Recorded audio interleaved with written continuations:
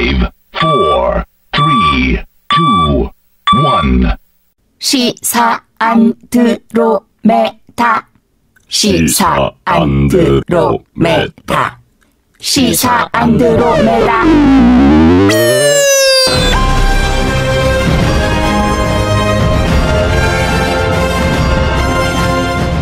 주파수 94.5MHz YTN 라디오 공식 팟캐스트 시사 안드로메다 22번째 방송 시작하겠습니다. 저는 진행을 맡은 이동영 작가입니다. 박준 변호사, 홍성희 기자도 나오셨습니다. 네, 안녕하십니까?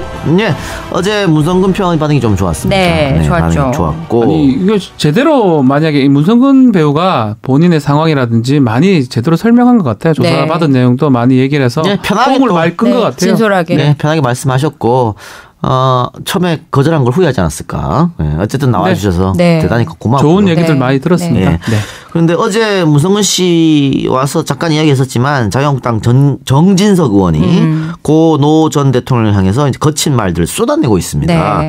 그래서 이게 그 정진석 의원이 이명박 정부에서 정무수석을 지냈기 때문에 MB 구하기 선봉장으로 나선 거 아니냐, 뭐 이런 추측도 제기되고 있는 상황이에요. 또 MB가 입장문을 또 발표했죠, 짧게. 좀 불만 섞인. 그렇기 때문에 오늘 시사 안드로메다에서는 그 문제를 또 특별 게스트와 함께 풀어보도록 하겠습니다. 시사 안드로메다가 선정한 이번 주 최고의 안드로메다인, 놀라지 마시오 여러분, 바로 이분입니다.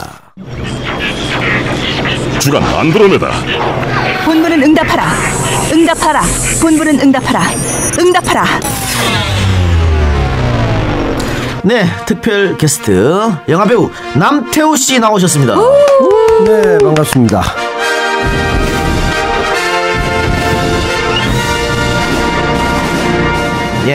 우리 그 라디오를 주로 청취하시는 분들은 누구지? 충분히 그럴 수 있습니다만, 지난번에 우리 남태우 씨가 라디오 버전이 아닌 팟캐스트 버전에 등장해서 정말 핵폭탄 같은 웃음을 선사하고 떠났습니다. 그래서 파란을 일으켰어요. 많은 분들이 다시 한번 모셔달라 요청이 많았어요. 이번에는 라디오로, 라디오 버전으로 모셨는데, 지난번에 반응이 좋았다는 거 주위에서 많이 들었죠? 어땠습니까? 네, 조금 들었습니다. 예, 그런 뭐 얘기도 있고 자주 나와달라 뭐 이런 말씀도 하셨던 걸로 알고 있습니다. 안드로메다인을 우리가 계속 주간 한 명씩 선정을 해서 이제 인터뷰도 하고 얘기도 나누는데, 처음으로 이제 포탈에 검색이 안 되는 이제 우리 남태우 배우님, 검색은 안 되는데 이미지는 다 뜨고 있습니다. 사진들은 많이 있으니까 우리 또 청취자 여러분들 사진 보면 아주 잘생긴 미남의 배우다 알 수 있을 것 같습니다. 사실 우리가 어제 그 문성근 씨가 출연했을 때 남태우 씨가 함께 하기로 했습니다. 왜냐하면 문성근 씨가 그 블랙리스트 이관왕 MB 박근혜 정권에, 그런데 이 남태우 씨는 그 MB 박근혜 정권의 블랙리스트 플러스 김기춘의 블랙리스트 또 있어요. 그래서 본인은 블랙리스트 3관왕이다, 유일무이한. 그래서 이제 금메달 2개 3개 딴 분을 모시고 같이 방송을 하려고 그랬는데 남태우 씨가 내가 바쁘다, 나 KBS 드라마 해야 된다 이러는 바람에 오늘 따로 모셨거든요. 근데 블랙리스트 3관왕인데 어떻게 KBS에 캐스팅이 됐습니까? 글쎄요, 그 작품이 좀 예술성이 높기도 하고 뭐 그 담당 PD의 어떤 성향도 굉장히 그 좀 철학적인 드라마예요. 소재는 야구인데 그래서 그런 것들이 좀 작용하지 않았을까. 그리고 KBS 자체가 지금 뭐 굉장히 어떤 힘의 공백 상태에 있지 않습니까? 그래서 제가 그렇게 의도한 바는 아니나 그쪽에서는 별다른 뭔가를 어떻게 할 수 있는 그런 상황은 아니었던 것 같고, 또 일설에는 이런 것도 있겠죠. KBS의 필터링에는 제가 안 걸린다. 사금 같은 존재다. 그냥 술술 빠져나간다. 뭐 그래서 그랬다는 설도 있고. 블랙리스트가 이제 선정은 됐는데 그까지 안 갔는 것 같긴 하네요. 아니, 지금 끝났잖아요, 블랙리스트. 끝나서 그런가요? 세상이 바뀌지 않았습니까? 근데 이제 그 역작용도 있습니다. 저는 순수하게 연기력으로 결승이 됐는데 일부에서는 뭐 블랙리스트의 시대가 갔다. 드디어 당신 보상 차원에서. 그렇지. 무슨 뭐 세상이 바뀌어가지고 무슨 혜택 받는 것처럼. 그건 아닌 거예요. 전혀 그렇지 않습니다. 그리고 저는 그래 좀 느껴지긴 한데요. 불과 10몇 시간밖에 본 적도 없는 서로 얼굴도 기억 못하는 상황에서 바로 그 다음날 나와주십시오 해서 갔더니 오디션도 없고 그냥 며칠 뒤에 출연하세요. 그래서 보상이 아닌가요? 아니요. 왜냐하면 그 감독님 스스로가 자기는 그 정치 성향이 크게 없다라고 얘기를 하셨어요. 근데 그 본 적도 없는 사람을 만나게 해준 사람이 난데 내 얘기는 쏙 빼고 얘기하네요. 뭐 그것은 정확하게 알 수는 없는데 뭐 그런 설도 있더라고요, 일부. 그리고 그런 설로 그럼 치부하는 걸로 하고요. 네. 자, 어제 문성근 씨는 블랙리스트 작성 배우로 이거는 뭐 명확하게 MB다. 딱 찍었어요. MB가 배우다. 예, 남배우는 블랙리스트 3관왕으로서 어떻게 생각합니까? 누굽니까?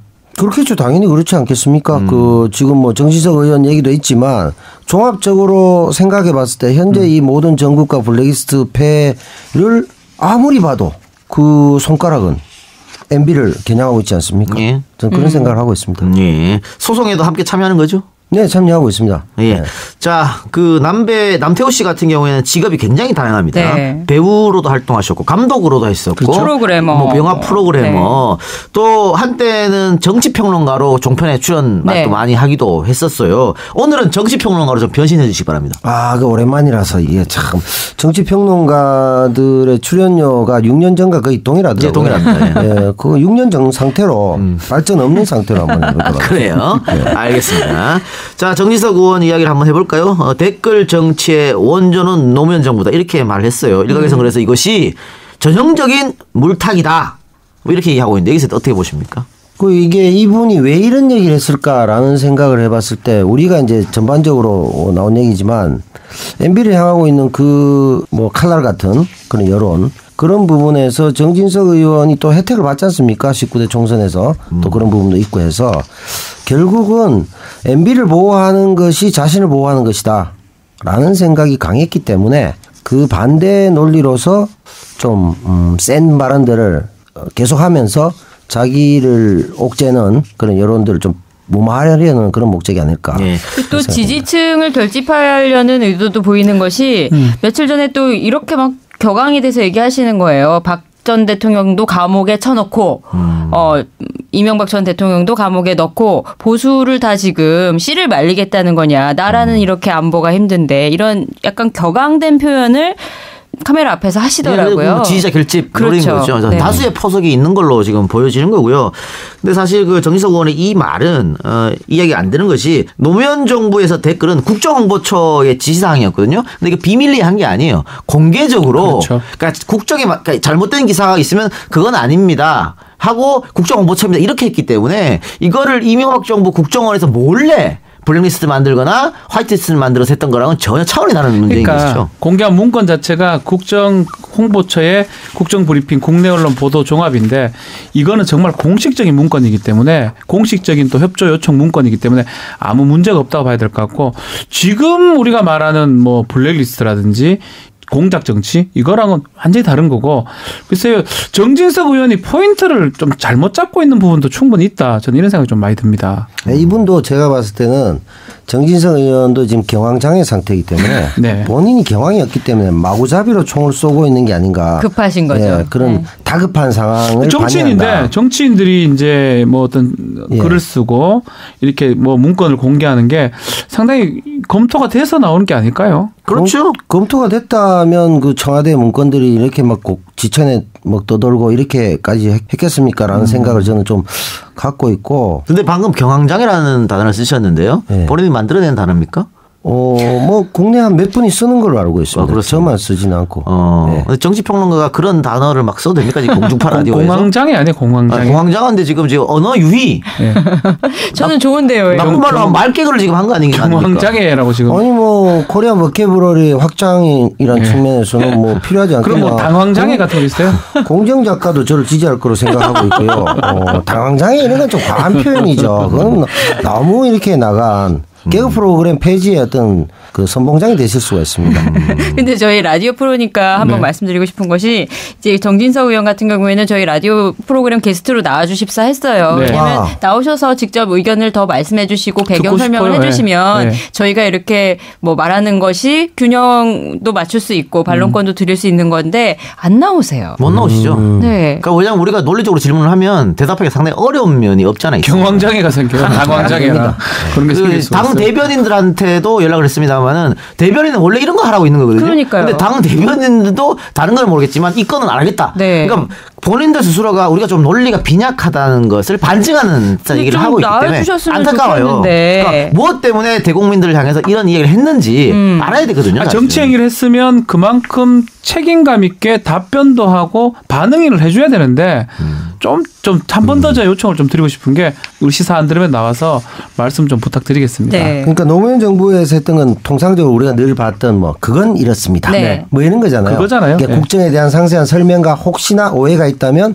풀기 위해서 했던 네. 거고 이건 뭐 명백하게 제가 뭐 블랙리스트니까 이런 행동을 해놓고 거기에 대해서 물타기해서 이렇게 던진다는 건 도저히 이해가 안 되고 안보 쪽도 그렇지 않습니까? 안보를 늘 얘기하면서 솔직히 말해서 뭐 안보를 위해서 안보 관련 대화를 하자고 하니까 청와대 요구를 거절하는. 안 만나줬다? 예, 아이러니한.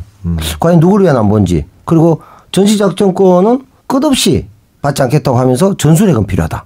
그러니까 자기들도 논리가 안 맞으니까. 그렇죠. 그리고 당내에서 통일된 부분도 없으니까 아마 책임 못 질 개인 의견이다. 이렇게 될 수밖에 없는. 그렇죠. 네. 자, 그러면 어쨌든 이 사건으로 지금 노무현 전 대통령의 장남이죠. 노건호 씨가 정진석 의원을 사자 명예훼손으로 지금 고소 고발한 상태고요. 지금 그래서 검찰이 이거를 서울중앙지검 형사 1부에서 봤어요. 형사 1부가 원래 고소 사건을 많이 하는데요. 형사가 뭐 1부, 2부, 3부, 4부 계속 있는데 1부가 주된 고소 사건을 많이 담당을 합니다. 예전에 그 심대평 그 자제 심우정 검사라고 그 1부장을 하다 지금 옮겼고요.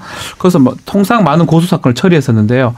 요번에 아마 이거 심각하게 좀 보는 것 같아요. 명예훼손도 하나 포함돼요. 사자 명예훼손도 있지만 권양숙 여사라든지 지금 생존에 계신 사람들의 허위사실 유포 명예훼손도 있기 때문에 뭐 조사가 진행될 것으로 보입니다. 자, 그래서 검찰이 조만간 고소인 조사를 마친 뒤에 정진석 의원을 소환 조사하는 방안을 검토 중이라고 하는데 사실 명예훼손 건이 형량이 그렇게 기준 형량이 높지는 않잖아요. 그렇죠. 그런데 그 조현호 전 경찰청장이 똑같이 노무현 전 대통령에 대한 사자 명예훼손을 했다고요. 네. 그러니까 뭐 돈 받고 그것 때문에 뛰어내렸다 이런 말을 해서 네. 근데 실형이 나왔어요? 징역이 나왔었죠. 징역 10월이 나왔나 8월이 나왔나 네네. 제가 그렇게 알고 있는데 8월. 네. 이게 사실은 심각하다고 본 겁니다. 막 이걸 기준으로 막 국회의원까지 그렇게 적용하기는 쉽지는 않겠지만 조현호 청장을 기준으로 봤을 때는 만약에 이제 허위 사실이고 아무런 근거 없이 막 이런 글을 썼다 그러면 그게 기본적 라인이 좀 될 수 있지 않을까 생각도 드네요. 네, 자 그러면 이명박 대통령에 관한 얘기를 좀 해봅시다. 이 대통령이 28일 날 뭐 박 변호사는 추석 직후에 아마 네. 이 대통령이 자신의 입장을 발표할 것이다 했는데 박 변호사 예언은 다 틀려요 항상. 아니 근데 뭐 긍정적으로 맞췄네요. 그래도 빨리 하셨어요. 빨리 아무래도 했네요. 조금 이렇게 스트레스가 많으신 게 아닌가도 싶고 한데요.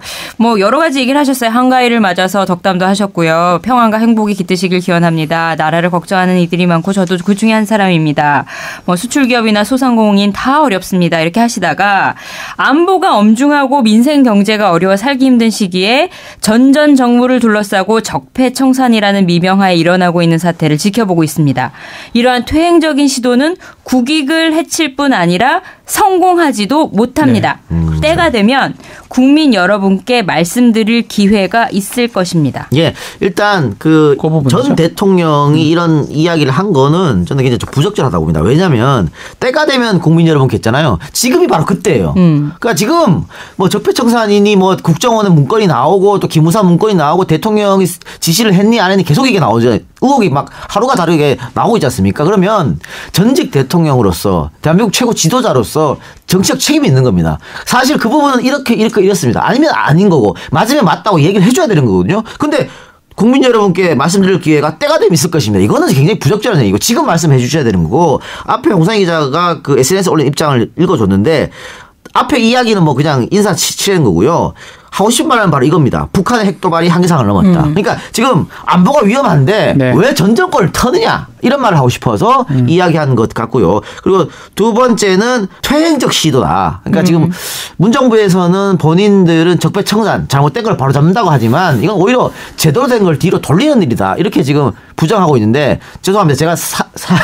제가 정치평론가가 아니고 오늘은 사회자로 네. 있는데 버릇이 시사평론을 하다 보니까 그렇죠. 했는데 자 남태우 시사평론가께서 이명박 전 대통령 SN 입장을 좀 분석해 주시거나 본인의 나름대로 견해를 밝혀주시기 바랍니다. 예, 뭐 큰 기조에서는 비슷하게 생각하고요. 일단 그 여기서 때가 되면이라는 표현들은 그 본인이 생각하는 그 이명박 전 대통령께서 생각하는 때 바로 이제 이 자유한국당이나 보수가 다시 집권하는 그때가 되면 입장을 발표하고 싶다.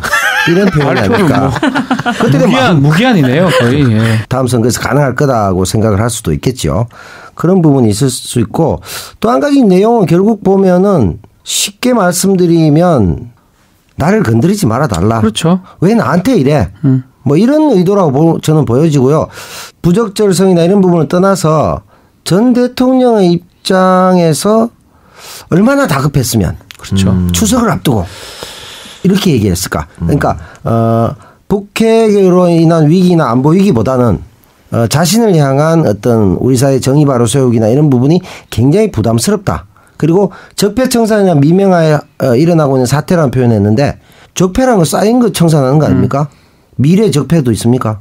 그러니까 전전 정권을 겨냥할 수밖에 없죠. 거기 사자방 비리부터 여러 가지 부분이 있으니까 거기에 대해서 정말 아니라면 명백한 팩트를 들고 나와야 되는데 계속 왜 나한테 이러냐 이렇게 불안감을 느끼고 제가 예상했던 거는 추석 직후 15일 전후를 제가 얘기를 했는데 왜 이렇게 빨리 입장 발표를 한 거냐면 김관진의 출국 금지하고 결을 같이 하는 걸로 보입니다. 바로 국정원장이 입건됐죠. 네. 그까지는 이제 견딜 수가 있는데 당시에 국방부 장관인 김관진 장관의 증거들이 좀 드러나면서 국정원도 문제지만 국방부를 통해서 또 지시했던 부분이 네. 생기기 때문에 본인이 이제 피할 수 없다고 본 것 같고 막 그러다 보니까 추석 전에라도 미리 좀 얘기를 좀 해야 되지 않을까.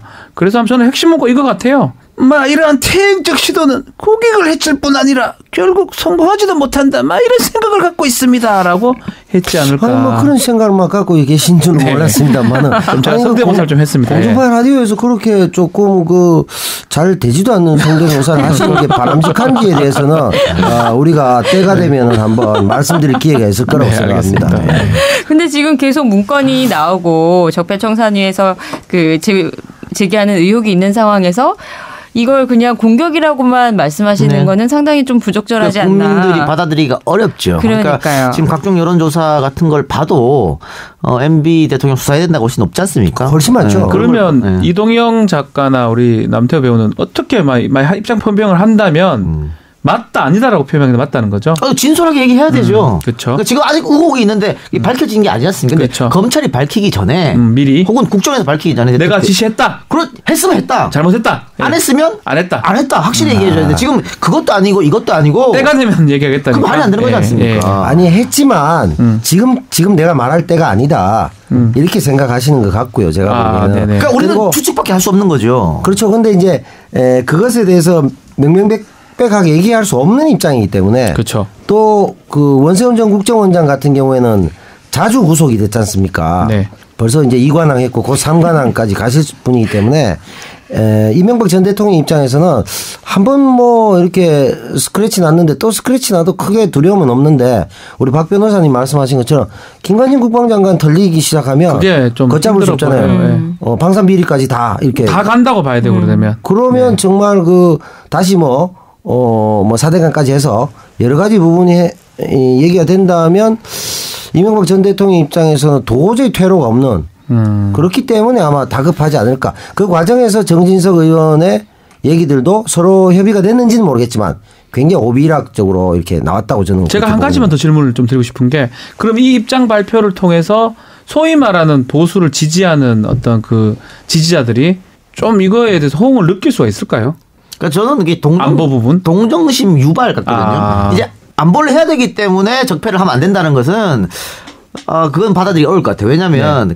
그 지금껏 그 자유한국당을 비롯한 보수 정당에서 그동안 오랫동안 했던 메카시즘 색깔론이 언젠가부터 안 먹히기 시작했거든요. 그렇죠. 그러니까 그 부분은 좀 아닌 것 같고요. 다만 우리가 이렇게 핍박받고 있다는. 그러니까 우리가 오히려 피해자라는 이야기를 연민 동정심 그렇죠. 그런 거를 우리 지지자들한테 해서 그 점을 좀 받으려고 하는 게 아닌가. 저는 그런 생각이 좀 들고. 지금 적폐청산 같은 경우에는 많은 국민이 원하는 부분이고 그렇죠. 공약이기도 했지만 잘못된 걸 바로잡자. 촛불혁명 이후에 우리가 잘못된 건 털고 가자는 거잖아요. 네. 근데 이 이명박 전 대통령의 SNS를 보면은 계속 전쟁 얘기를 하고 계시거든요.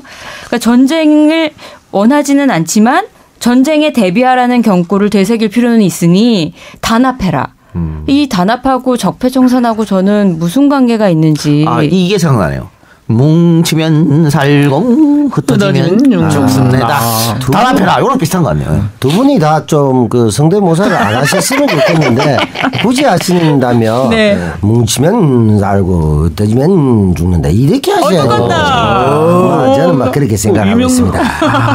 오늘은 다시 말해서 정치평론으로 앉아있기 때문에 그런 것 좀 자제해 주시기 바랍니다. 두 분이 하셨기 때문에 제가 본의 아니게 따라했습니다. 네. 죄송스럽게 생각하고 있다.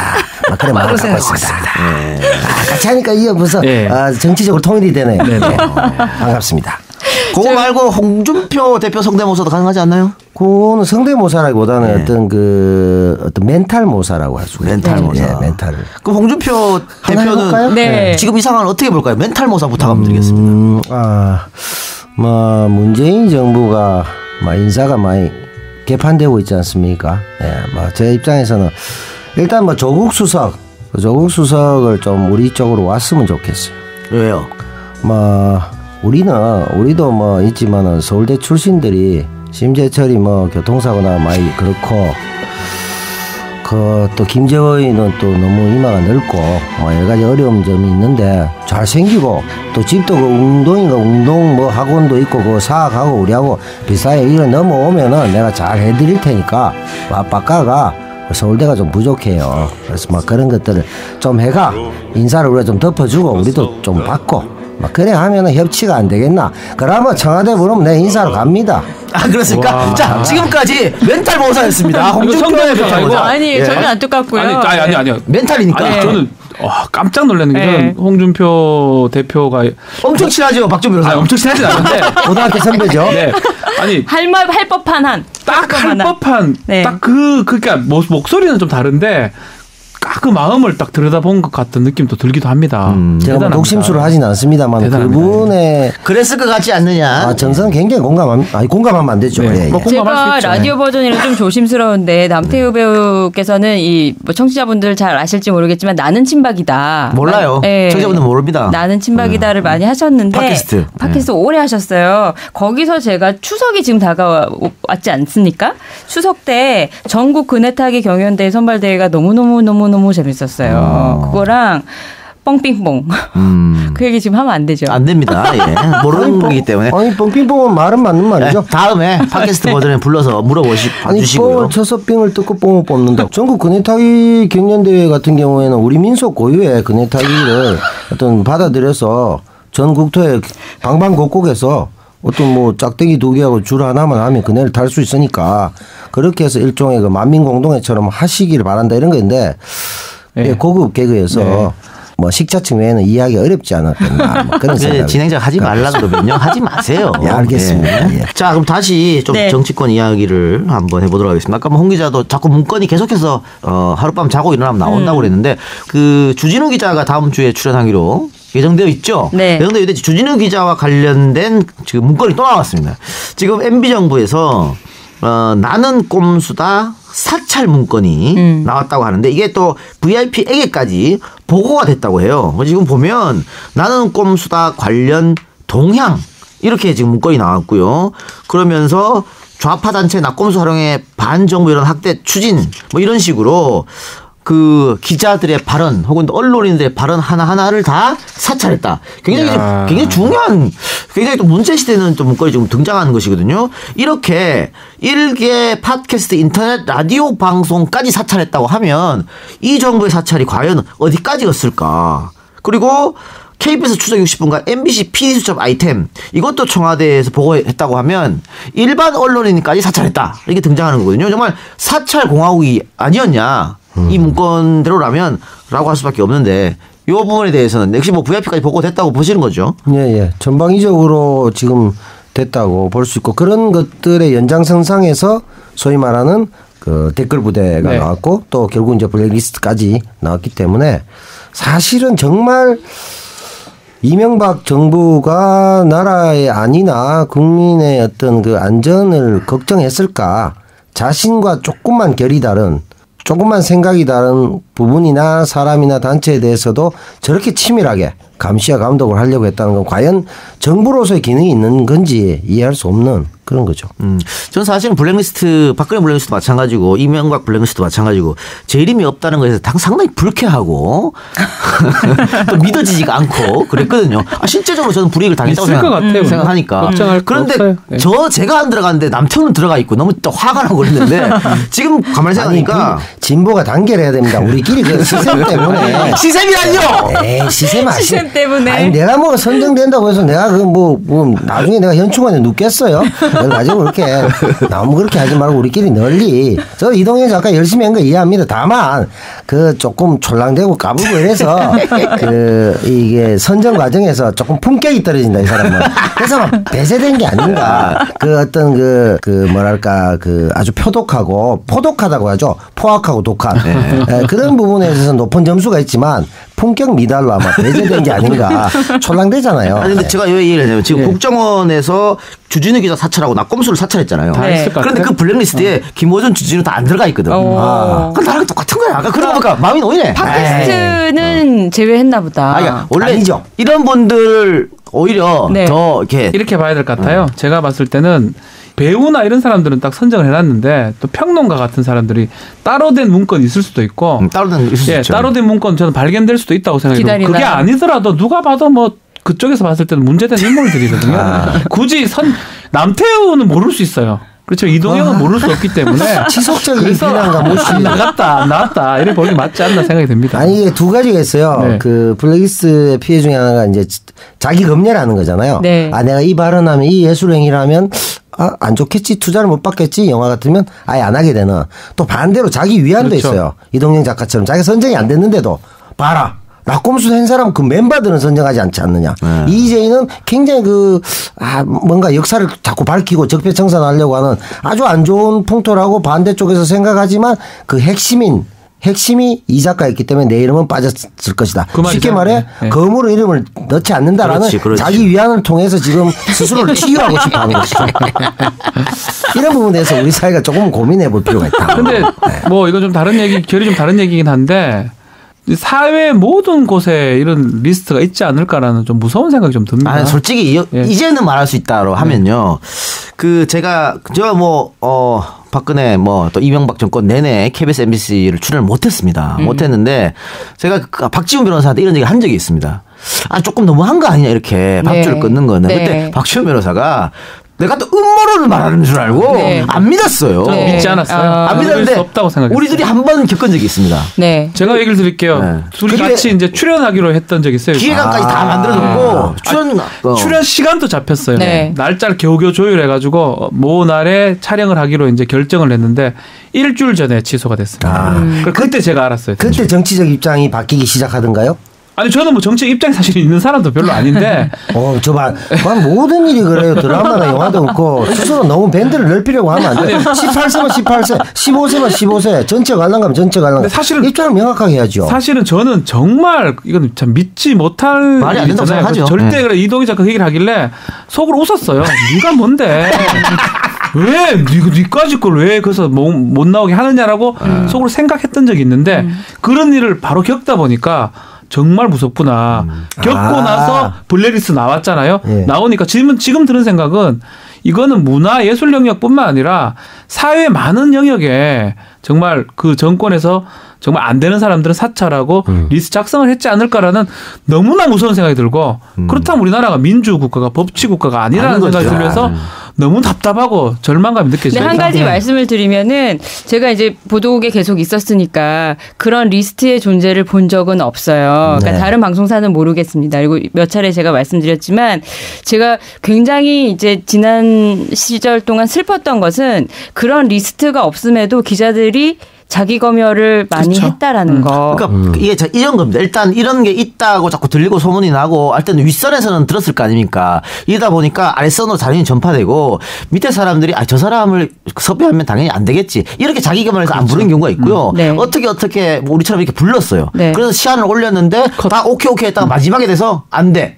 이런 경우가 몇 번 생기면 앞으로 못 부르죠. 못 부르죠. 그 방송은 계속 그렇게 가는 겁니다. 그게 이제 블랙 리스트인 거죠. 그게 팩트고 그 부분에 대해서 상당히 공감합니다만 박지훈 변호사께서는 앞으로 순수 이성으로 세상을 판단할 수 있는 순수 오성으로 칸트입니까? 예. 그렇게 되시길 바랍니다. 왜냐하면 그 몇 가지 사례가 분명히 문제가 있는 건 사실입니다만 그때부터 갑자기 이동영 작가를 지나치게 맹신하는 풍토가 있어요.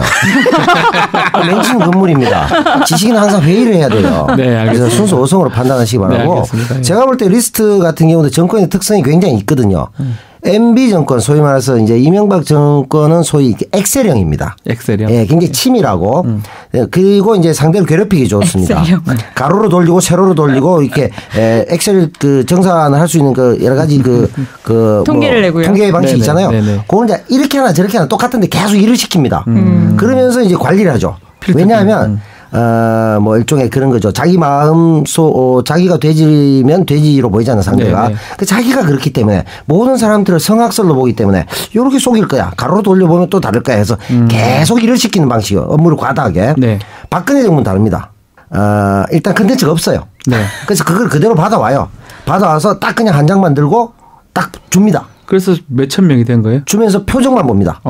그 표정. 내가 마음에 안 든다. 또는 태도가 마음에 안 든다. 그 아무리 표를 잘 만들어도 소용없어요. 네. 그러니까 쉽게 말해서 그 실용주의라는 나쁜 실용주의에다가 권위주의를 탑재하는. 내 말을 안 들으면 때릴게. 넌 블랙리스트야. 이런 방식이고 MB는 계속 보면서 틀린 것 같은데 뭔가 빼먹은 것 같은데 이렇게 하면서 만드는 방식이고 이게 차이가 좀 있는 거죠. 제가 겪어봐서 합니다. 그래서 그런 방식에서 대통령 얼굴과 그 영화로 치면 디졸브하면 그게 그대로 드러납니다. 제가 겪어봐서 합니다. 자, 이번엔 화이트 리스트입니다. 화이트 리스트가 뭐냐면 이것도 역시 며칠 전에 공개가 된 건데요. 대통령실 전출자 총선 출마 준비 관련 동향. 이건 공직기강 비서관실에서 만든 감찰팀에서 만든 문서인데요. 대통령실 전출자 중 행정관 이상 11명, 수석급 2명, 비서관급 7명, 행정관급 2명이 내년 총선 출마를 준비 중인데 대통령실 차원에 직간접적으로 지원을 해라. 그러면서 수석급 2명 누구냐면 박형준 시민사회 특보, 정진석 전 정무수석입니다. 이게 문제가 뭐냐면 대통령실이나 청와대나 이 공무원들은 총선에 개입하면 안 됩니다.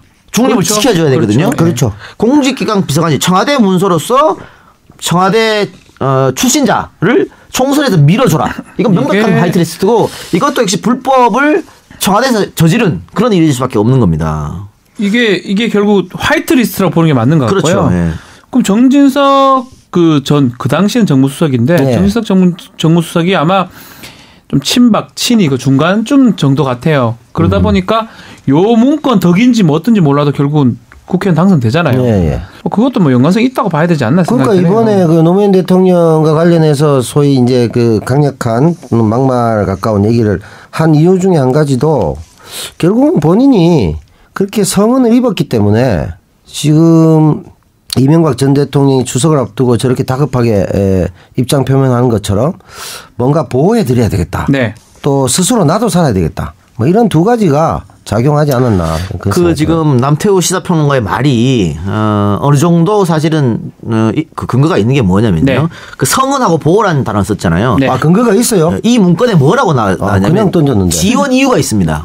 이 사람들 지원한 이유. 네. 네. VIP 국정 철학 이행과 퇴임 이후 안전판 역할을 해야 되기 때문에 당선시켜라 이렇게 돼 있거든요. 그러니까 지금 퇴임 이후에 정진석 정무수석이 MB를 보호하려고 지금 강성발을 하고 있고 박형준 전 수석 같은 경우에는 지금 썰전 같은 프로에 나가서 또 MB를 계속 보호하고 있잖아요. 네. 이 문건대로 탁탁 들어맞는 거예요. 아 그렇죠. 그러면 성은 보호 지금 남태우가 쓴 단어가 맞아 들어가는 거죠. 아 그렇네요. 제가 함부로 던진 얘기가 또 많네요. 그러니까요. 네, 죄송합니다만. 참 운 좋네요. 막 던졌는데 막 들어맞고 있어요. 세상이 그렇더라고요. 예, 뭔가 이게 참 운때가 있을 때 평소에 잘 분석했을 때 하면 네 그래요. 그만하시죠. 이렇게 되는데 제가? 막 던지면 잘했다고 칭찬하고. 그런데 이 두 분들이 정말 다양한 영역에서 노력하는 것 같아요. 누가 더 잘하는지는 모르겠으나 네.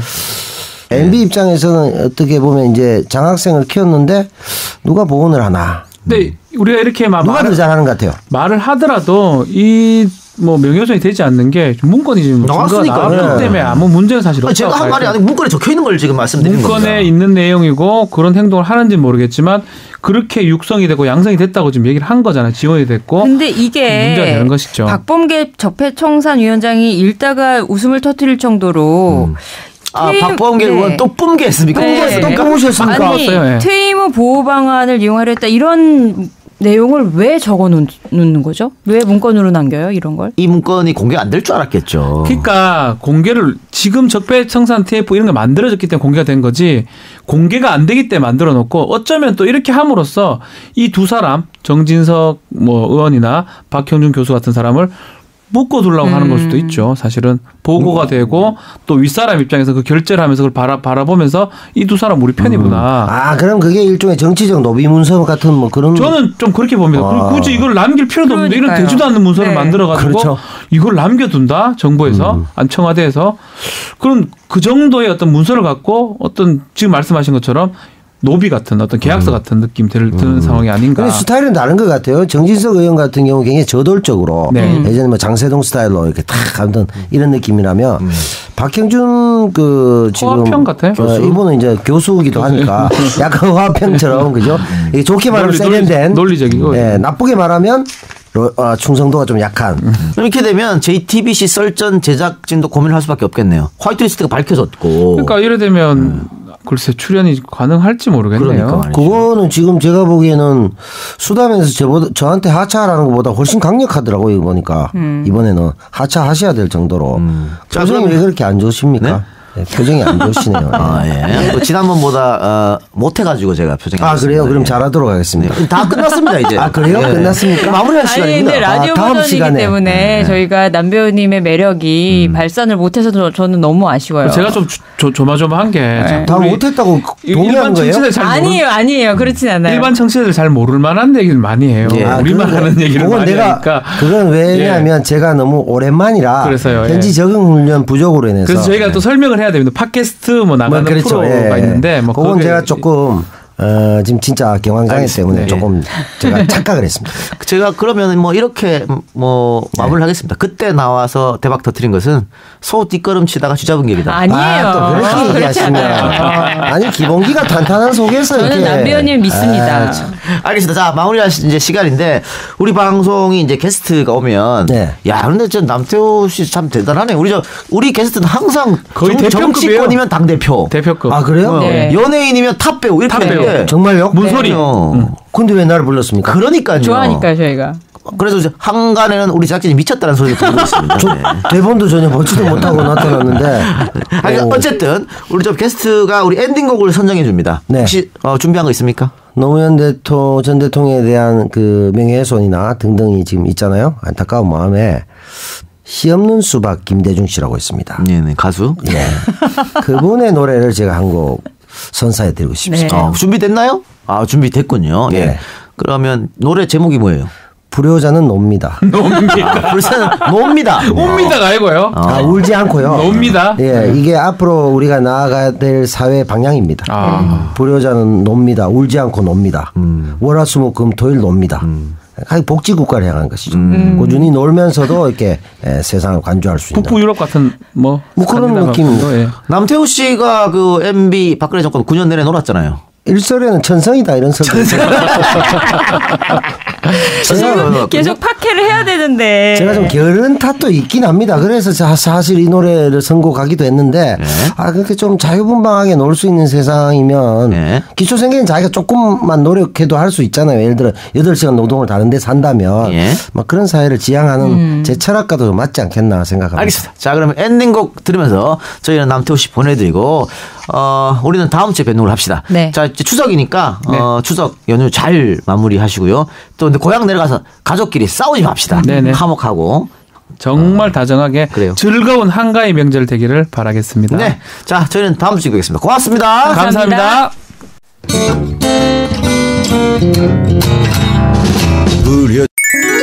원곡은 YTN 라디오 매주 토요일과 일요일 밤 11시 20분에 확인하세요. 시사 안드로메다 49금 여기부터는 불방 버전 팟캐스트 전용 구역입니다. 지금부터 방송되는 내용은 FM 94.5MHz YTN 라디오와는 전혀 관련이 없음을 미리 사전에 분명히 고지합니다. 이 방송을 청취하시던 분들은 잠시 숨을 고르시고 고 스톱을 결정하시기 바랍니다.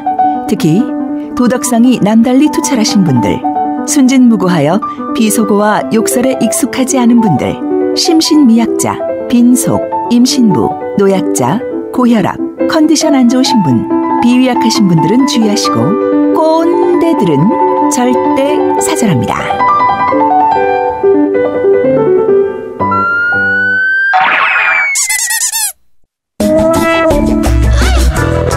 홍 기자의 은밀한 뉴스. 이거 실화냐?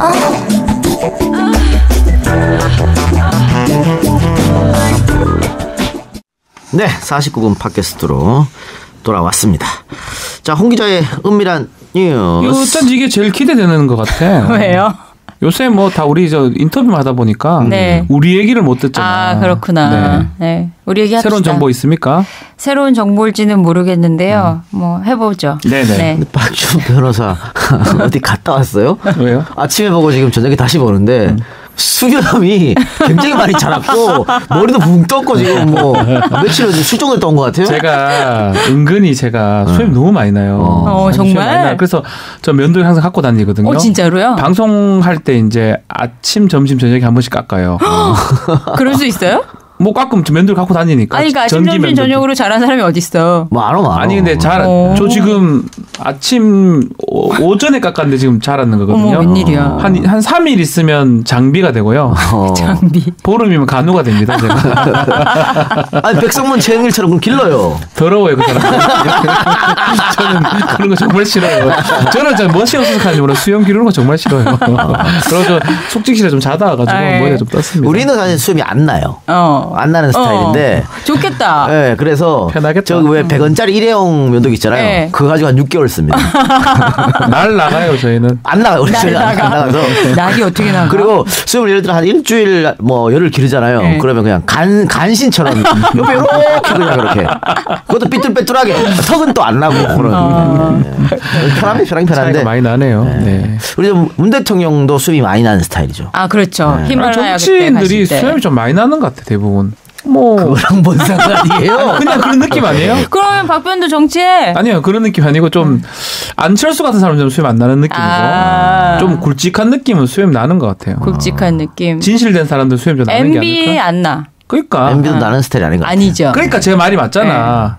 일맥상통하 전도 안 나요 안 나요? 안 나요. 안 나 보이잖아. 그러면 이동윤 작가 뭐야? 그렇게 얘기하면. 그쪽 계통이라는 거야. 웃기는 그쪽 계통이라는 거야. 아니 전도 안 나고 이명박은 여기 수염도 안 나고 머리털도 안 나잖아요. 네. 그렇지. 우리는 머리털은 있잖아. 머리털도 났잖아. 그러니까. 많잖아. 뭔가 또 일맥상통하는 게 있네. 뭐. 수염 나는 사람하고 수염 안 나는 뭐. 사람들. 전국에 계신 많은 수염 안 나시는 분들 악플 부탁드립니다. 악플 달 것 같아요. 부탁드려요. 네. 자 오늘의 홍 기자의 은밀한 뉴스 뭘까요? 네, 일단 정세균 국회의장 임기 아직도 1년 남았는데 그렇죠. 정가에서는 차기 의장 얘기가 나온대요. 벌써요? 원래 그래요 원래. 네. 그럼 뭐 여당이 민주당에서는 친노 좌장이죠. 이해찬 의원이 유력하게 뽑힌다. 뭐 진짜 맞냐고 물어보니까 더민주 쪽에서는 뭐 유력하게 뽑히는 거 맞다. 한 번 더 할 수도 있나? 누가? 뭘요? 여당에서? 그럼요. 이건 이건 뭐 여야가 보통 뭐 협의를 하는데 네. 보통은 여당이 이제 갖고 가죠. 그 여당이 만약에 갖고 가게 되면 법사위를 야당이 양보하고 주고, 아니면 뭐 야당에서 갖고 갈 수도 있어요. 그렇죠. 야당이 갖고 가면 국회의장 받고. 법사위를 또 여당에서 받고 네. 뭐 이럴 수가 있죠. 네. 7선이시잖아요. 근데 지금 현 정부와도 결을 같이 한다는 평가를 받고 충남 출신이니까 지역 안배에서도 긍정적이다. 근데 괜찮네. 이제 친노 출신이라는 점에서 협치에 걸림돌이 되지 않냐라는 뭐 오히려 또 반말도 강한 있대요. 성격이기 때문에 정세균 의장하고는 좀 결이 좀 다르고 혹시나 또 여야 국회에서 또 야당이 그런 반발 많이 것들? 하겠네요. 네. 그런 것들 말씀하는 네. 거잖아요. 더민주에선 이외에 뭐 6선의 문희상 의원, 이석현 의원이 꼽히고 있는데 이석현 의원은 본인이 좀 욕심 있는 것 같아요. 아 그래요? 문희상은 또 여기 있는 것 같은데. 예. 국회의장은 그러니까 정치인은 결국은 최종 목표는 대통령이잖아요. 근데 현실적으로 대통령은 한 명밖에 안 되는 거잖아. 그러니까 서열 2위잖아. 그렇죠. 그러다 보면은 국회의장으로 트는 수가 많죠. 그리고 이것도 대통령하고 마찬가지예요. 보통 국회의장을 하면 그 뒤부터는 이제 정계 은퇴 수준을 밟는 거거든요. 제 아는 분도 있어요. 제 아는 분이 처음에 꿈은 대통령이었는데 점점 줄어드니까 변호사 회장을 하더라고요. 왜 이걸 하냐니까 그래도 뭔가 4부 요인, 5부 요인 중에 하나 같다는 느낌 들어서 공직에 못 가니까 변호사 회장 선거에 들어갔는데 떨어졌습니다. 근데 문희상 박영수 특검입니다. 박영수 특검. 문희상 의원 같은 경우에는 근데 경기도가 만약에 지방선거에서 북부하고 남부로 나뉘면 북부지사 쪽으로 갈 가능성도 있기는 하대요.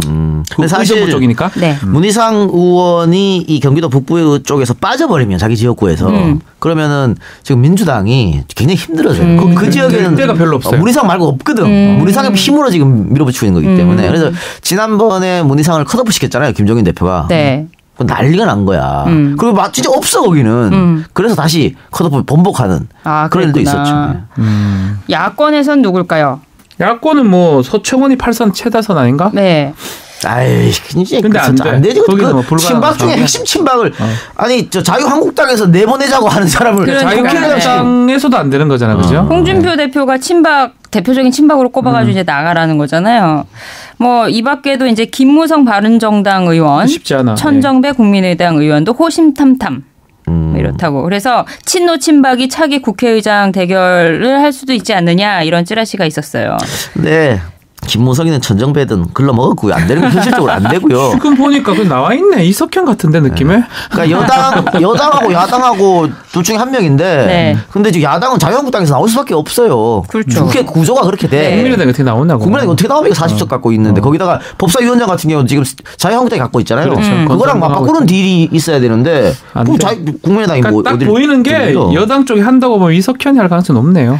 그 이적과 앞서 얘기했지만 이 국회의장 뽑는 거는 교섭단체 대표가 나서서 조율하잖아요. 그렇죠. 각 당의 후보나 입장을 조율하고 각 당에서 내부 투표도 한 다음에 이제 본회의장에서 국회의원 전원이 투표를 하는데 어쨌든 원내대표들이 잘 합의를 해가지고 하는 거니까. 근데 뭐 아직 많이 남아있는데 벌써부터 얘기가 나오네요. 그러니까 여기서 여야가 합의를 먼저 하잖아요. 네. 그리고 이제 내부에서 다시 한번 투표하잖아. 네. 내부에서 투표를 결정된 그 사람이 되는 거예요. 그렇죠. 그 전에 뭐 합의가 됐기 때문에 투표하러 가서 트는 경우는 없거든. 없다고 봐야죠. 뭐 저는 이제 사실 중요해요. 국회의장이 누가 되느냐에 왜요? 따라서. 제가 이제 진행하고 있는 국회 방송이 하나 있습니다.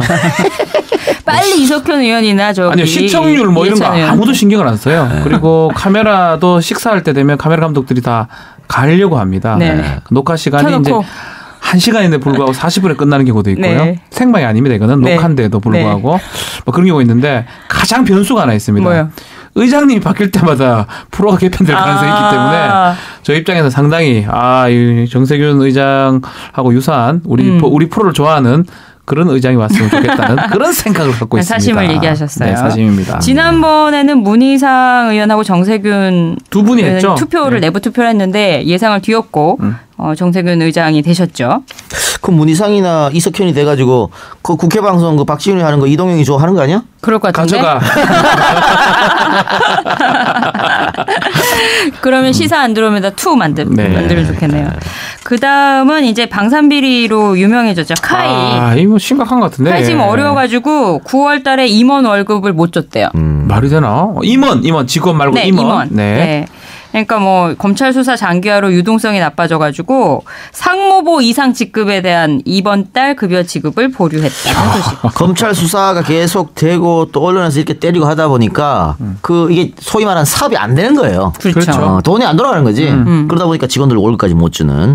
근데 이거는 누구 탓할 일이 아니에요. 자기들이 방만하게 경영을 했고 그 뭐 뇌물 받고 혹은 뭐 청탁 받고 자기들 마음대로 취업시켜주고 그리고 이상한 데다 돈 빨아였고 이렇게 해서 지금 이렇게 된 거 아니에요. 근데 이제 카이만 어려우면 그거는 거기 임원들이 감내를 당연히 해야 되는데 협력업체에도 지금 돈을 못 줘서 지금까지는 협력업체에 현금 결제를 해왔는데 어음 발행하고 있대요. 이 엄청 위험한 건데. 네. 어음을 한다. 네, 그래서 이제 협력업체들도 자금난에 빠지게 됐고 협력업체들도 직원들도 돈 못 주는 거예요. 아이고. 참. 그래서 회사를 투명하게 경영하는 것 그리고 CEO가 어떤 사람이 오는 것 이게 중요한 건데 그렇죠. 뭐 정치적인 인사가 제일 꼭대기에 앉아가지고 정치적으로 모든 일을 해버리니까 이렇게 결국은 그러니까 이거 카이가 좀 국가에서 좀 지분이 있나요? 정부에서? 아니 완전 민간인가요? 완전 민간은 아니죠. 있죠. 근데 결국 그런 상황에서 윗사람을 아는 사람 아니면 정치권 인사 비슷한 사람이 오다 보니까 박근혜 인사 아니야 이것도. 그렇게 쉽게 말하면 이런 문제가 생긴 게 아닌가 해서 망하는 거 아닌가 모르겠다. 그렇네요. 아니 쓰면 몇 번 돌아보면 망해요. 이것만 망할 그렇죠. 협력업체 다 망해요. 네. 어음이 또 현금으로 바꿔야 되는데 손해를 많이 봐야 되죠. 어음은 뭐 알다시피 어음은 바로 하려면 7, 80% 할인해서 해야 돼요.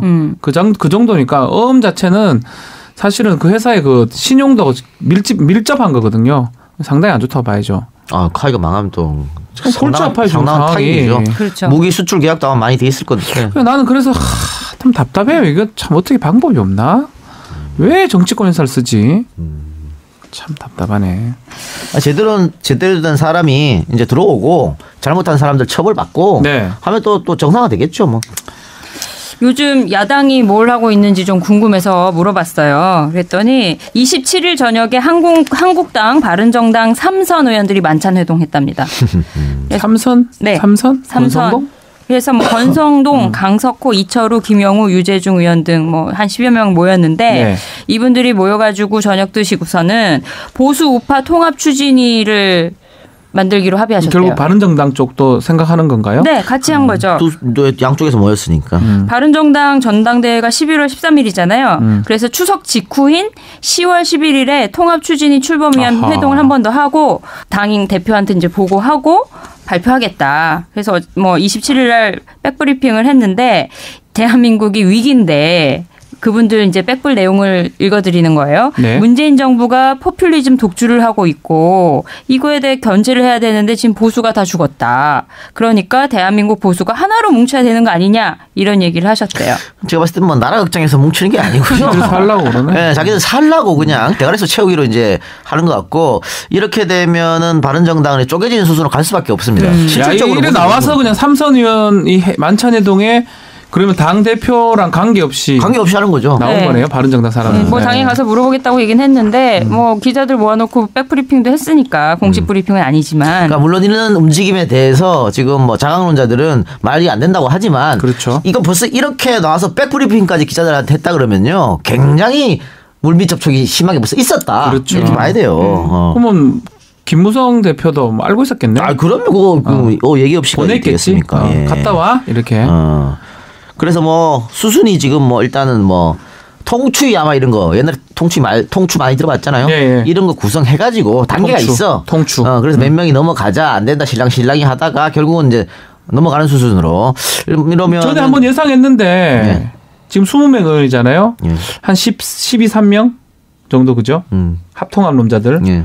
넘어가지 않을까. 근데 만약에 이렇게 정말 통합될 때는 여러 가지 잡음이 있겠습니다만 통합이 결정되면요. 남아있는 자강론자들 몇 명이 또 흔들릴 수가 있어요. 왜냐면 그건 밑바닥에서 뭐 하냐? 니도 넘어가라. 우리가 이렇게 갖고 선거를 어떻게 치르냐? 밑바닥 정수가 있거든. 지역 밑바닥이. 빠꾸 될 수도 있겠네. 그래, 완전 빠꾸 될 수 있겠다. 옛날 새누리당으로 돌아갈 수도 있겠네. 네. 그러면 남아있는 바른정당 사람들은 독자 노선을 걷기 상당히 힘들어질 것이다. 아니 근데 유승민이나 누구죠? 하태경 같은 경우는 가기가 어렵지 않나요? 그래서 그 사람들은 이제 국민의당 쪽으로 생각을 할 수도 있겠죠. 길 자체는 결은 좀 유승민하고 안철수 좀 닮았다는 느낌 안 들어요? 내가 방송에서 그 얘기했다. 요거 엄청 얻어먹는데. 모르겠어요. 닮았다는 게 색깔 별로 없고 그만한 그런 느낌에서 닮았다는 거거든요. 근데 이거 전당대회 전에 이런 게 추진이 되면은 바른정당 어떻게 되는 거예요? 전당대회 할 수 있어요? 이제 전대 11월 달인데요. 네. 야, 참 못하는 것 같지. 결국은 전대 전에 깬다는 것 같은데. 그렇죠. 그러니까 이분들 얘기는 추석 연휴 때 지역 민심을 귀담아 듣고 와서 뭔 다시 소리 하노? 지역 민심은 뭐라 할 것도 없는 게 이 사람들 지역 민심을 만약 서울 민심이라 하면 모르겠지만 TK 민심은 100%예요. 바른정당을 그렇게 선호하지 않거든요. 결국 그러면 돌아가라는 얘기를 할 수밖에 없고 그 얘기를 듣고 온다는 말은 결국 깬다는 뜻이에요. 아니, 설사 지역 민심이 절대로 합치지 마라 네. 라고 해도 이 사람들 그렇게 안 들어. 그래서 지역 민심을 일단 던져놓은 거예요. 그렇죠. 명분이 없으니까. 그렇죠. 결국은 없죠. 합치는 수순으로 가지 않을까. 그런 생각이 아주 강하게 드네요. 합친다고 봐야 되겠네요. 네. 네, 다음은 지난번에 제가 광고를 드렸는데 이제 뭐 찌라시도 찌라시인데 저희 댓글을 통해서 후속 취재를 원하시는 주제가 있으면 제가 좀 알아보겠다. 네네. 보세라는 닉네임에 우리 구독자께서 주셨어요. 보세? 개헌은 국가에서 가장 중대한 일이 아닌가요? 뭐 지금 지방선거 9개월 남은 시점에서 뭐 국민적인 합의 과정 잘 안 들린다. 그러니까 어떻게 지금 되어가고 있는지 후속 취재 바랍니다. 이렇게 말씀하셔가지고 좀 알아봤어요. 각 당의 네네네. 입장하고 국민들 어떻게 생각하시는지. 이번 개헌은 87년 이후에 30년 만의 개헌이죠. 그렇죠. 네, 내년 6월 지방선거와 함께 개헌하겠다는 게 문재인 대통령의 공약이기도 했어요. 네. 뭐 내년이 정부 수립 70주년에다가 재헌 70주년이기도 한데 일단 최근에 25일 날 여론조사가 한 기관에서 발표가 됐는데 언론사에서 국회의원의 94.2%가 개헌에 찬성을 택했다. 이렇게 나와 있고요. 그리고 국민들의 대부분도 찬성 입장을 밝혔습니다. 예. 그래서 지금 돌아가고 있는 게 국회 헌법개정특별위원회가 8월 29일 부산을 시작으로 대국민 여론 확산을 위해서 11개 지역에서 국민 대토론회를 시작을 했어요. 그래서 뭐 일단은 국민의 의견을 듣겠다는 건데 개헌 절차가 앞으로 어떻게 될 것인지 보니까 대국민 공론화 과정을 이렇게 거치고 연말까지 여야 합의로 개헌 개정안을 도출하고 3월까지 개헌안을 발의하고 5월 중에 국회 의결하고 6월 지방선거에서 국민투표 일정 순으로 진행. 이런 건데 예. 개헌 내용이 좀 많잖아요. 제가 지금. 봤을 때는 그래서 불가능할 이거는 어렵다고 봐야 될 거지 않겠어요? 일단 국회의원들 90%가 찬성한다고 하지만 이상이 찬성한다고 하지만 그 구체적인 내용들은 다 제각각입니다. 맞아요. 다 친팔 지인들이고 결국은 이게 여야 합의로 개정안이 나와야 되잖아요. 그런데 여당이 원하는 개정안과 야당이 원하는 개정안이 완전 다르고 그렇죠. 또 야당에서 계속 개헌하자 대통령 선거 전에는 그렇게 말했죠. 그거는 대통령 선거를 어떻게 하면 이겨보려고 한 거고요. 지금 만약에 그 개헌안 투표를 지방선거랑 같이 하는데 합의해주면 선거 때 야당이 불리해요. 뭐냐면 자 맨 처음에 올라오는 게 국민 여러분 개헌안에 찬성하십니까? 반대하십니까? 그렇죠. 이거야. 네. 근데 우리 국민 대부분 개헌안에 찬성하거든. 그렇죠. 자, 그럼 1번 찍겠지. 네. 그다음 그 밑으로 다른 선거, 시장 선거 이거 다 거의 다 1번 가요. 이 사람 심리가 묘하다고. 맨 위에 때가 1번 찍으면 쭉 또 1번 찍게 돼 있어. 그거를 야당이 모르지 않는다고요. 그렇죠. 그래서 야당은 분명히 이거 안 되게끔 만들 겁니다. 그래서 여야 합의가 굉장히 어려울 것이다. 저는 그렇게 봅니다. 개헌의 큰 틀은 일단 권력 분산, 뭐 지방 분권 강화 이거는 다 지금 찬성하는데 이 작가 말씀하신 대로 권력 구조, 선거 구제 개편에서는 다 달라요. 그게 문제죠. 이해관계가 다 달라요. 대통령제 5년 단임이냐 4년 중임 그죠. 네, 그게 또 뭐 이해관계도 다 다르고 하니까 선거 구제 개편은 뭐 소선거 구제 손질해가지고 중대선 선거제로 가자 뭐 이런 것들인데. 중대 선거구제를 가면 현역 의원들이 지역구 포기해야 되잖아요. 그러니까 정의당 같은 경우는 중대 선거구제를 되게 그렇죠. 좋아할 건데 지금 현역 의원들은 자기 지역구 없어져 버리니까 상당히 반대할 가능성이 크죠. 그런데다가 뭐 그런 내용뿐만 아니라 5.18 정신의 헌법 포함 여부, 뭐 전문에 포함할 그렇죠. 수 있겠죠. 뭐 동성혼, 동성애 문제, 행정수도 이전 문제도 개헌 투표에 함께 붙이겠다. 정부 이러고 있으니까 이게 국민적인 의견 대립도 있을 수밖에 없는 주제들이잖아요. 그렇죠. 지금 말씀하는 도중에 남배우가 오셨군요. 늦었습니다. 드라마에 꽂아뒀더니 방송을 빵꾸 내고 여러분들 뭐 방송을 듣는 입장에서는 전혀 눈치를 못 챌 거예요. 녹화니까. 그러나 우리는 하루 종일 기다리다가 우리가 먼저 우리 걸 녹음했다 이렇게 생각하시면 됩니다. 그래서 드라마 꽂아뒀더니 이따운 혜택을 저는 전혀 어색하지가 않아요. 저 형이 일찍 올 거라고 믿지도 않았을 뿐더러. 저는 오늘 하루 종일 저랑 연락하셨는데 8시에 연락을 안 받으시는 거예요. 늦어 전화가 문자가 해석하냐? 조금 더 하고 적폐 각 당 입장을 한번 정리해 드릴게요. 네. 자유한국당은 뭐 처음에는 다 개헌 찬성한다고 했다가 정우택 원내대표가 말씀하셨어요. 지금 이 더불어민주당하고 국민의당이 협력하기로 했잖아요. 개헌 문제. 네. 그랬더니 선거구제 개편이나 개헌은 제1야당을 배제한 채로 흥정이나 뒷거래로 결정할 문제 아니야. 이렇게 말씀하시면서 선거구제는 룰이니까 여야 합의가 되지 않은 채 처리된 적 없다. 이렇게 선을 선거구 봤어요. 문제는 절대 건들지 말아라는 그렇죠. 얘기인데. 그거는 지들이 원하는 대로 하겠다는 거잖아. 자유한국당 입장에서는 지금과 같이 올로와 나신 게임이 너무 좋거든. 그러니까 사실 정의당 같은 경우에는 한 20% 지지를 얻는데 의석수는 그렇죠. 10%도 안 되고 이런 거잖아. 네. 그러니까 너무 짜증나는 거거든. 네. 예를 들면. 근데 자유한국당 같은 경우는 지금의 어떤 구조가 너무 좋아요. 그러니까 TK만 잡고 있어도 어느 정도는 굴러가거든. 그렇죠. 그거 반대하는 거지. 네. 정의당은 말씀하신 대로 연동형 비례대표제, 그러니까 정당 득표율대로 의석 배분하자. 그렇죠. 이거 계속 이제 심상정 전 대표랑 이정미 당대표 계속 얘기하고 있고요. 국민의당은 선거구제 개편 뭐 공론화하면서 이제 협조하겠다는 입장을 보이고는 있어요. 네. 그리고 이제 청와대 의견은 어떤지 이제 여쭤봤어요. 그랬더니 문 대통령이 일단 취임 100일 기념 기자회견에서 개헌특위에서 국민 주권적 개헌 방안이 마련되지 않거나 국민의 합의가 이르지 못하면 정부가 국회 개헌특위 논의사항을 이어받아서 자체적으로 특위를 만들 수 있다 해서 논란이 또 일어나기도 했죠. 네. 그렇지만 어쨌든 대통령은 공약대로 내년 지방선거에 개헌 약속은 변함이 없다. 글쎄요, 쉽지는 않은 것 같고. 근데 지금 아니면 또 언제 기회가 올지 모릅니다. 이게 87년 그때 진짜 그 상황에서 6.29 뭐 이런 상황에서 헌법 개정한 거잖아요. 헌법 개정 시도는 몇 번 있었지만 안 되는 게 그만한 여건이 안 돼요.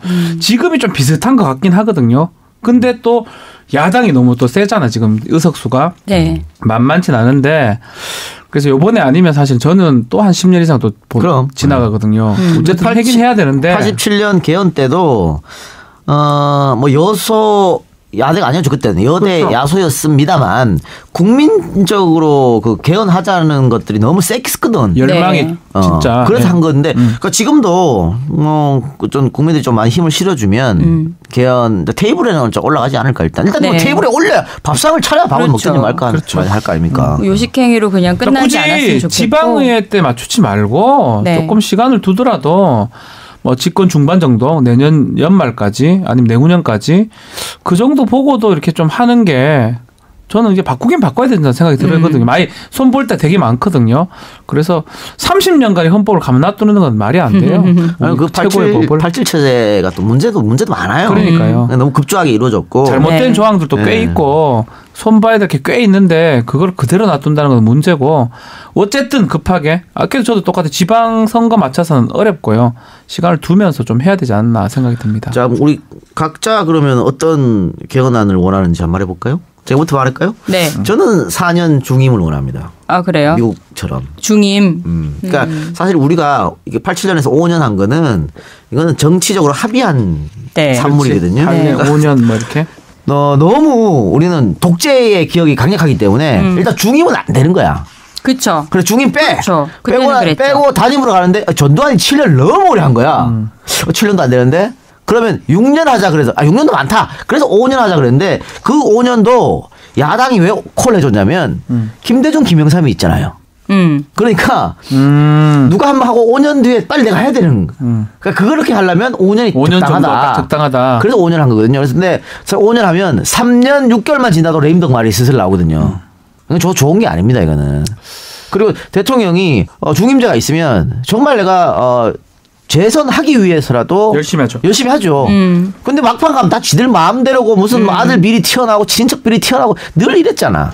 그렇기 그렇죠. 때문에 저는 4년 중임이 좀 좋지 않을까 생각해요. 저는 좀 혁신적으로 의원내각제도 한번 생각해보면 어떨까 싶어요. 우리가 2050 때 의원내각제를 하다가 실패를 하긴 했는데 뭐 그거는 뭐 해보지도 못하고 실패한 걸로 보면 맞는 것 같고 저는 조금 더 정교성이나 이런 걸 봤을 때는 또 우리나라가 되게 의회에 힘이 좌지우지 많이 되는 당 자체가 그래서 저는 대통령제도 이제까지 했지만 한번 실험적으로도 하더라도 크게 혼란 같은 건 없을 거다.